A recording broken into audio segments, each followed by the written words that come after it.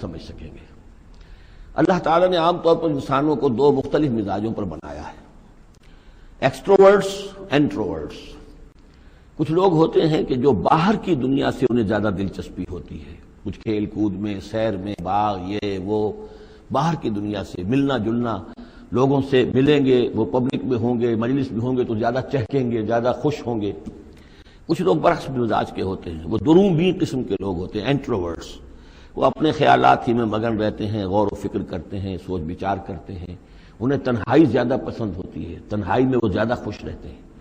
تو یہ ایکسٹروورٹس اور انٹروورٹس دو مزاج ہیں بنیادی طور پر، اللہ تعالیٰ نے بنائے ہیں مختلف مزاج جو ہیں۔ اور ایک ہوتی ہے تیسری ایک کیفیت کہ جس میں یہ دونوں چیزیں بڑے توازن کے ساتھ ہو، ایمبیورٹ۔ یہ بہت شاذ ہوتا ہے، بہت شاذ ہوتا ہے۔ بہت کم لوگ ہوتے ہیں دنیا میں کہ جو واقعتاً اس میں توازن قائم کر سکیں، یا ادھر کا رجحان ہوگا یا ادھر کا رجحان ہوگا۔ تو جو یہ انٹروورٹس ہوتے ہیں، جو غور و فکر کرتے رہتے ہیں، ان کے اندر جو ہے وہ یوں سمجھیے کہ فطرت کی جو اصل حقائق ہیں وہ کچھ زیادہ محفوظ رہتے ہیں ان کے غور و فکر کی وجہ سے۔ پھر وہ کائنات کے بارے میں بھی سوچتے ہیں تو اس کائنات کی تمام آیات الہیہ بھی گویا کہ ان سے ہم کلام ہوتی ہیں، اشارے کرتی ہیں۔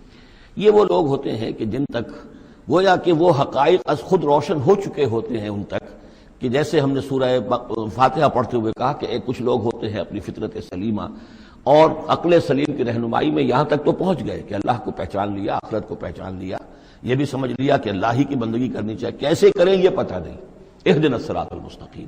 اب وہ راستہ مانگتے ہیں کہ ہمیں راستہ دکھا۔ یہ صدیقین ہوتے ہیں، اور ان کی شان یہ ہوتی ہے کہ جیسے ہی کسی نبی کی دعوت ان کے کان میں آتی ہے وہ ایسے لپک کر قبول کرتے ہیں کہ گویا کہ منتظر بیٹھے تھے، جیسے کوئی شخص وضو کر کے بیٹھا ہوا بس اذان کی آواز آئے اور میں چلوں، اتنا ہی ہوتا ہے۔ اسی لیے حضور نے فرمایا ابو بکر رضی اللہ تعالیٰ عنہ کے بارے میں کہ میں نے جس کے سامنے بھی ایمان کی دعوت پیش کی اس نے کچھ نہ کچھ توقف ضرور کیا، سوائے ابو بکر کے ایک لحظے کا توقف نہیں کیا، گویا کہ وہ تو تیار بیٹھے ہوئے تھے۔ البتہ جو ایکسٹروورٹس ہوتے ہیں وہ چونکہ ان کی توجہ نہیں ہوتی حقائق کی طرف، وہ دنیا میں مگن ہیں، کھیل کود میں ہیں، شکار میں ہیں، کشتیوں میں ہیں، ہنسی مذاق میں ہیں، گفتگوؤں میں لگے ہوئے ہیں، تو انہیں کچھ زیادہ غور و فکر کی ان کے اندر جو ہے طبیعت کے اندر اعلان نہیں ہوتا اس کا، لہذا انہیں دیر لگ جاتی ہے نبی کی دعوت کو سمجھنے میں، اس کی طرف متوجہ ہونے میں۔ لیکن یہ ہے کہ جب ان کا توجہ ہو جاتی ہے، ہوتی بھی عام طور پہ جذباتی انداز میں ہوتی ہے، لیکن جب ان کی توجہ ہو جائے جذباتی انداز میں تو پھر یہ ہے کہ وہ چونکہ ہوتے ہیں ایکٹیو زیادہ ہوتے ہیں، لہذا وہ اپنی فعالیت کی وجہ سے آگے نکل جاتے ہیں، بظاہر وہ صدیقین سے آگے نکل جائیں گے فعالیت کی وجہ سے، اس لیے کہ وہ فعال زیادہ ہے۔ اب اس کی مثال حضرت عمر ہے، حضرت حمزہ ہے رضی اللہ تعالی عنہما۔ 6 سال لگ گئے۔ حضرت عمر کے بارے میں تو آپ کہہ سکتے ہیں کہ سب کوئی گھرانہ مختلف تھا، وہ بنو عدی میں سے تھے، حضور بنو ہاشم میں سے تھے، لیکن حضرت حمزہ کو کیوں دیر لگ گئی؟ 6 سال۔ سگے چچا ہیں، دودھ شریک بھائی ہیں، ساتھ کے کھیلے ہم جولی ہیں، نہایت محبت کرنے والے حضور سے، اور اسی کیفیت کے اندر وہ ایمان لائے ہیں کہ ایک روز آئے باہر سے، شکار کھیل کر آ رہے تھے، کئی دن باہر رہے تھے، واپس آئے تو ابھی گھر میں داخل نہیں ہوئے تھے، لونڈی نے کہا کہ آج تو ابو جہل نے بڑی گستاخی کی ہے آپ کے بھتیجے کے ساتھ، اور بس یہ سنتے ہی آگ بگولا ہو کر گئے ہیں، کمان جا کے ماری ابو جہل کے سر میں کہ تم نے یہ کیا ہے، اور اسی وقت کا اچھا میں اس پر ایمان لایا، آؤ کرو مقابلہ تم۔ یہ ان کے ایمان کا معاملہ ہے۔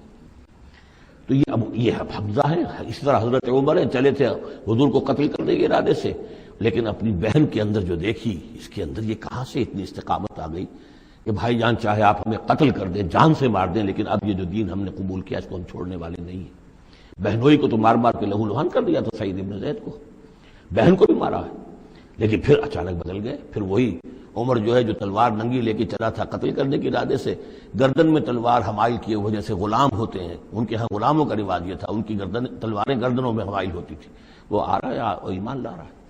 تو یہ ہے شہداء، صدیقین اور شہداء۔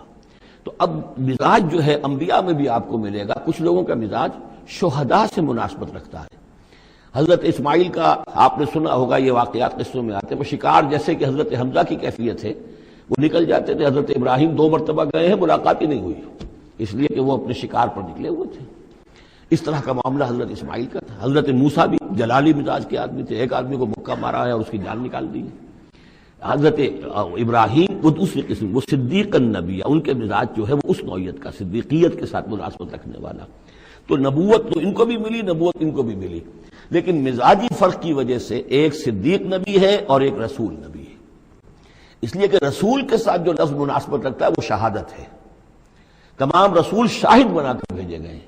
یہ جو کار رسالت ہے، تبلیغ اور اتمام حجت، اس کے اندر تو عمل کا پہلو زیادہ ہے، اور اس میں پھر شہداء زیادہ نمایاں ہوتے ہیں، تو رسولوں کے لیے تو ہے ہی یہ، یا ایھا النبی انا ارسلناک شاہدا ومبشرا ونذیرا وداعیا الی اللہ باذنہ وسراجا منیرا، اور جیسے کہ ہم نے پڑھا وکیف اذا جئنا من کل امۃ بشہید، تو رسولوں کے ساتھ مناسبت لفظ کی جو ہے وہ شہادت کی ہے۔